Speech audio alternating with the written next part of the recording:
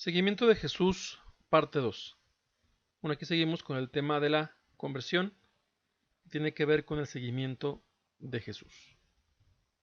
También hemos visto en el video anterior que para que Jesús realmente dirija nuestra vida, gobierne, realmente esté en primer lugar y empiece a reinar, pues tenemos nosotros que bajarnos de esta silla de mando donde tomamos todas nuestras decisiones para que sea Jesús el que empiece a tomar precisamente las decisiones de nuestra vida y nos guíe a nosotros. Y esto requiere pues una entrega total, entregamos realmente toda nuestra vida, todo nuestro futuro que Él nos quiera dar y regalar, nuestros planes, nuestros proyectos, nuestras ideas, todo, se lo entregamos a Él para que todo sea conforme a su voluntad, que obviamente la voluntad de Dios es un plan perfecto para nuestra vida.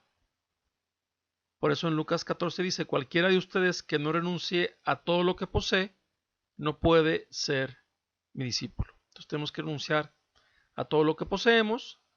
Obviamente quizá renunciar a lo material sea lo más sencillo. Aquí, bueno, hay que renunciar precisamente a nuestro yo, a nuestro ego, a la parte más íntima de nuestro ser para que desde ahí resurja la nueva vida en Cristo. Y de aquí se deriva el verdadero seguimiento. El ven y sígueme que Jesús nos invita a todas sus imágenes, a todos los seres humanos, a seguirlo, pues va adquiriendo realmente una realidad.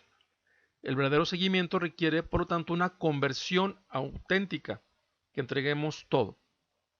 Como ya hemos dicho, no podemos entregarle a Dios algo a medias, o es todo o es nada. Él no se anda como medias tintas, por así decirlo. Él dice, estás conmigo, estás en contra de mí. El que no recoge conmigo, desparrama.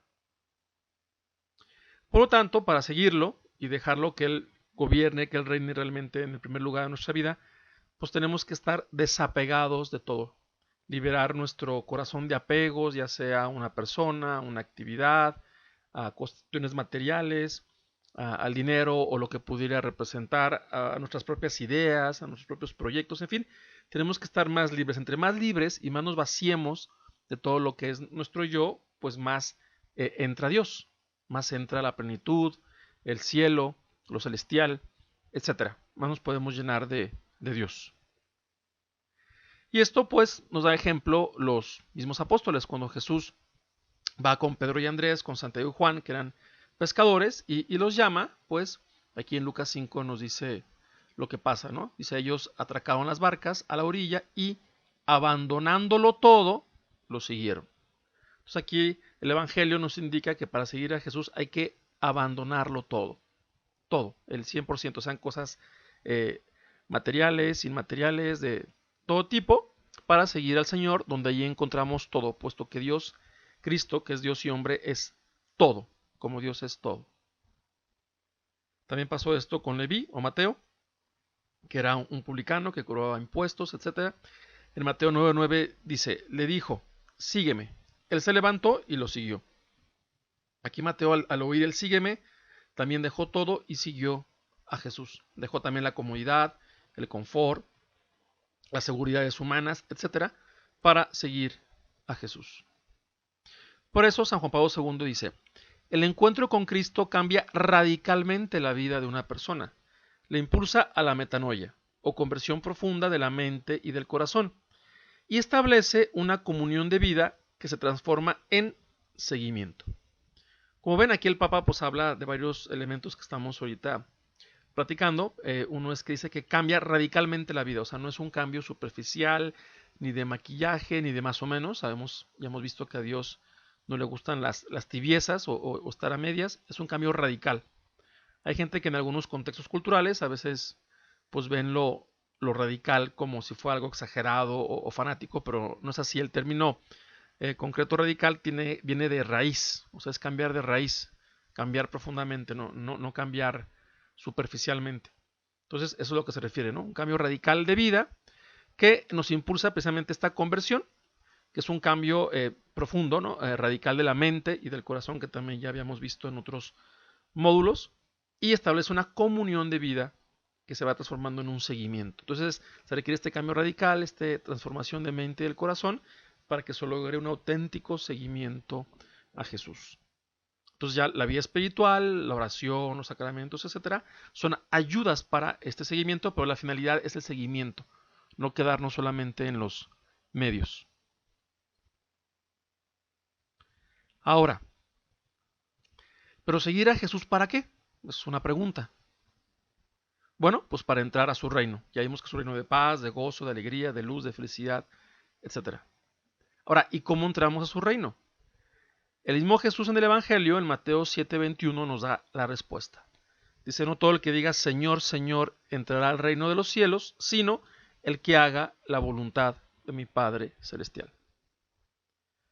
Entonces, bueno, esta cita es clave, es fundamental, es un centro de todo el Evangelio, ¿verdad? Y nos aclara muy bien a dónde tenemos que enfocarnos, ¿no? No es una cuestión solamente de rezar, o de orar, o de ir a misa, o estar en un grupo de alabanza, o en algún movimiento espiritual, o ayudando solamente en la parroquia, sino el objetivo es hacer la voluntad de Dios. Porque podemos hacer todo eso, pero si no estamos haciendo la voluntad de Dios, no entramos al reino. ¿Sí? Aquí Jesús dice que para entrar al reino hay que hacer la voluntad del Padre Celestial, así como Él vino a hacer la suya. Entonces nosotros tenemos que preguntarnos si en toda nuestra vida, en todas nuestras decisiones, en todos nuestros proyectos, en todos nuestros planes, aún en las cuestiones espirituales, santas, de apostolados, etcétera, estamos haciendo la voluntad de Dios. Porque es obvio que Dios no quiere que entremos a todos los apostolados, no podemos estar en todos. Por lo tanto, tenemos que preguntarnos si Dios quiere que estemos en este apostolado concreto o no. Puede que no, puede que a lo mejor en este momento quiera que nos enfoquemos a otro aspecto de nuestra familia, de nuestra vida, etcétera. O sea, eso ya es algo que uno tiene que, en esta comunión de la que hablaba el Papa Juan Pablo II, en esta intimidad, pues tenemos que ir descubriendo cuál es esa voluntad de Dios. Obviamente, bueno, hay cosas básicas que la iglesia nos enseña, ¿no? O sea, hay que creer en los dogmas, hay los mandamientos de la iglesia, hay que ir a misa los domingos, etcétera. Eso queda muy claro. Pero ya hay otras cosas en las que tenemos que decidir, ¿no? Si entro a este movimiento o no entro, si ayudo en la parroquia en esto o en aquello. Bueno, eso ya requiere un discernimiento, pero aquí el énfasis no es, porque aparte de esas cosas, pues no es que sean malas, ¿no? Muchos movimientos son muy buenos, tienen mucha riqueza, actividades, un grupo de oración de alabanza, en fin, es toda la gama y riqueza de la iglesia. Pero no nos estamos refiriendo a que si eso es malo, ¿no? Sino lo que nos estamos refiriendo es si eso es lo que Dios quiere para nuestra vida concreta. Porque precisamente podemos caer en ese error. Bueno, si yo ya estoy yendo a un movimiento, estoy en un grupo de oración y todo, ya la hice. No, no. Hay que hacer la voluntad de Dios. Si Dios quiere que haga eso, es decir, tendríamos que entrar a estos movimientos, tendríamos que entrar a esta actividades espirituales o de alabanza o lo que sea, no porque nuestras emociones tengan ganas o nuestras pasiones o nuestros impulsos o por quedar bien con un amigo o por quedar bien con no sé quién, sino preguntarnos si es por hacer la voluntad de Dios, si realmente Dios quiere que hagamos eso. O si ni siquiera nos lo planteamos porque estamos tan acostumbrados a tomar las decisiones solos, como vimos en el video anterior, que ni siquiera nos planteamos el punto de preguntar, bueno, ¿esto Dios quiere que lo haga? ¿Verdad? Entonces, esta es la clave a lo que se quiere dar a entender aquí, que esto cambia radicalmente nuestra vida. Entonces, seguir a Jesús es hacer su voluntad. Y para hacer su voluntad hay que renunciar a la nuestra. Como dice Mateo 6:24, nadie puede servir a Dios señores. O es a nuestra voluntad o es a la de Él.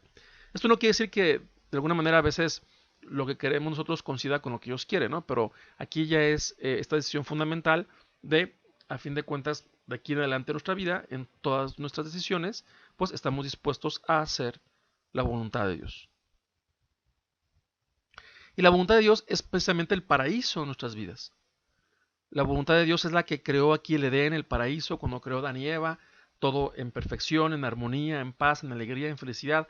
La voluntad de Dios es la que irradia de alegría, paz, gozo y felicidades infinitas a todos los santos y ángeles del cielo. Entonces, la voluntad de Dios es la felicidad, es la que nos da realmente nuestra dicha, nuestro gozo.